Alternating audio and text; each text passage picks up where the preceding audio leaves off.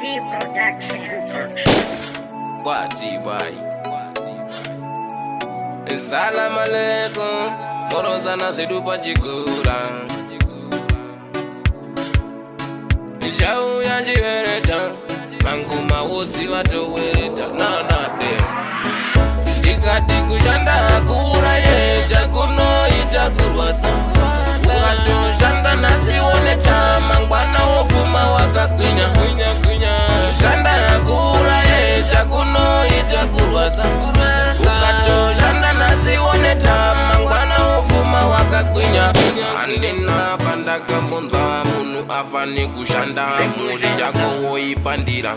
Atide kunzwa vana varara nenzara woto shingirira.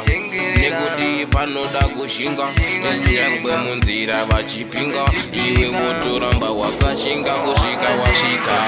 Ndikati kushanda kura yeja kunoita kurwadza. Ukatoshanda nasione chama ngwana wofuma wakagwinya.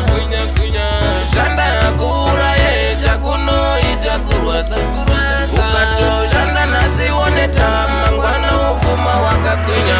Ndikati uzazobata mushonga omutsinza ungaboronga. Zeshuwa vangakuvenga ipapo unenge watangidza masanga. Saka iwe shanda kusvika wadobudirira. Vanongoda kushanda kusvika zvakufairira. Ndikati kushanda kura yeja kunoita kurwadza. Ukatoshanda nasione chama ngwana wofuma wakagwinya. Shanda kura yeja kunoita kurwadza. Ukatoshanda nasione chama ngwana wofuma wakagwinya. Ini ndinofarira munhu anoshanda.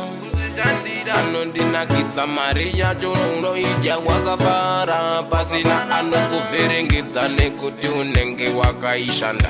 Hauna kuita yekuba mari yacho kunaka kwacho imari yekushandwa. Ndikati kushanda kura yeja kunoita kurwadza. Ukatoshanda nasione chama ngwana wofuma wakagwinya. Shanda kura yeja kunoita kurwadza. Ukatoshanda nasione chama ngwana wofuma wakagwinya. Shanda kura yeja kunoita kurwadza. Ukatoshanda nasima ngwana wofuma wakagwinya. Zvino ndisipaka payamba ndinenge ndichishanda. Pamwe pacho ndinotomboneta kusvika mangwana ndogwinya. Ndopa ndonakirwa nekushanda kuno ndisipaka. Respect every ghetto youth.